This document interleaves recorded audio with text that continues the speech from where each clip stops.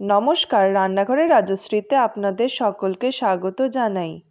আজ আমি আপনাদেরকে বানিয়ে দেখাবো ছোট আলু আর ধনেপাতা দিয়ে আলুর দম। এখানে আমি 300 গ্রাম ছোট আলু সেদ্ধ করে নিয়েছি। আলুগুলোর খোসা ছাড়িয়ে নিলাম। এবার কয়েকটি কাঁচা লঙ্কা আর কিছুটা ধনেপাতা দিয়ে মিক্সিতে পেস্ট বানিয়ে নেব।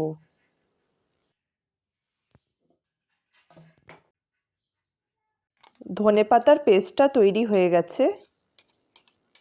এবার ছোট আলুগুলো ভেজে নেব। কড়াই গরম করে পরিমাণ মতো তেল দিয়ে দিলাম। সামান্য গোটা জিরে ফোড়ন দিলাম। এবার সেদ্ধ আলুটা দিয়ে দিলাম। পরিমাণ মতো নুন আর হলুদ দিয়ে দিলাম।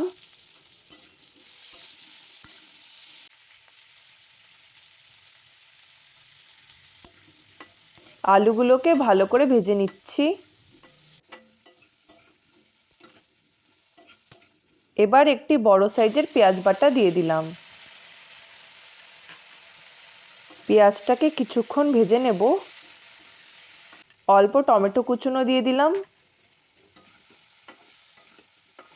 এবার 1 চামচ করে জিরে গুঁড়ো, ধনে গুঁড়ো আর অল্প লাল লঙ্কার গুঁড়ো দিয়ে দিলাম।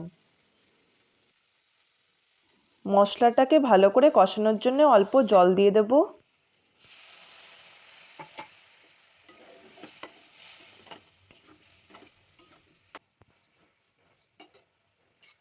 দু চামচ ফ্রেশ টক দই দিলাম।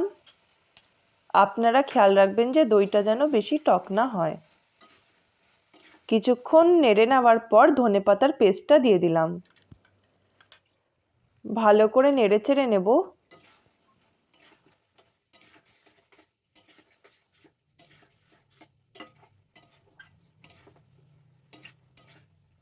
হাফ কাপের মতো জল দিয়ে দিলাম। ঝোলটা ফুটে উঠলে অল্প চিনি দিয়ে দেব।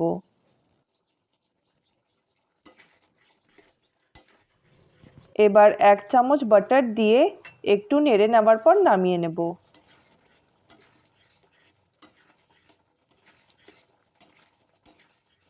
ছোট আলু আর ধনেপাতা দিয়ে আলুর দম তৈরি হয়ে গেছে।